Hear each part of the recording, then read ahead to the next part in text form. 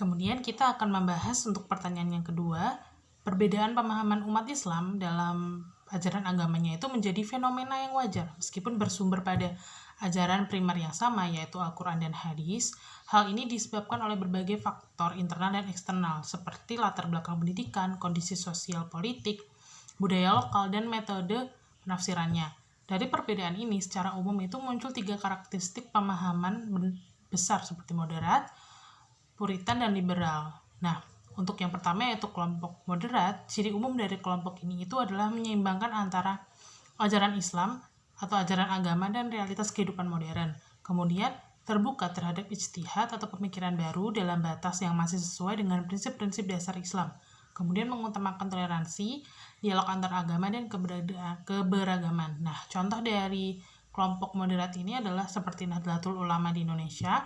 Kemudian ada Muhammadiyah, meski lebih rasional dan purifikasi, namun tetap berada dalam arus moderat. Kemudian ada Jemaah Tabligh dalam aspek dakwah non-konfrontatif.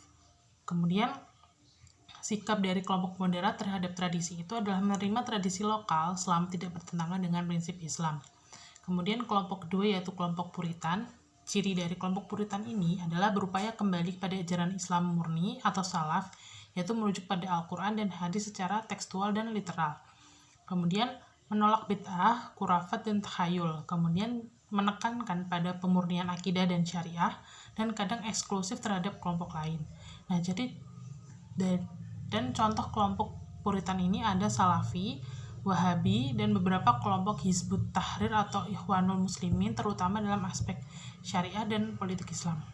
Nah, sikap kelompok Puritan ini terhadap tradisi itu adalah cenderung menolak tradisi lokal jika tidak ada dasarnya dalam Al-Quran dan hadis. Kemudian kelompok yang terakhir itu ada kelompok liberal, cirinya adalah memahami Islam melalui pendekatan rasional, kontekstual, historis, dan kritis. Kemudian mereka itu menekankan pada nilai-nilai etika dan kemanusiaan universal dalam Al-Quran dan menolak tafsir literal dan mengajak reinterpretasi teks sesuai zaman.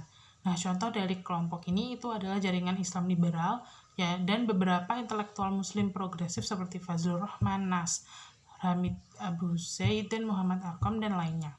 Nah, sikap kelompok liberal ini terhadap tradisi itu adalah selektif dan kritis, bahkan berani mengkritik hukum fikih klasik jika dianggap tidak relevan. Jadi walaupun Al-Quran dan hadis ini sebagai sumber utama ajaran Islam bersifat tetap, namun penafsiran terhadap keduanya itu bersifat dinamis dan dipengaruhi oleh banyak faktor. Oleh karena itu, muncul berbagai spektrum pemahaman Islam dari Puritan yang tekstual, moderat yang konstekstual berimbang, hingga liberal yang progresif. Perbedaan ini bukan untuk dipertentangkan, melainkan dipahami sebagai bagian dari keragaman ijtihad umat Islam dalam menghadapi zaman yang terus berubah.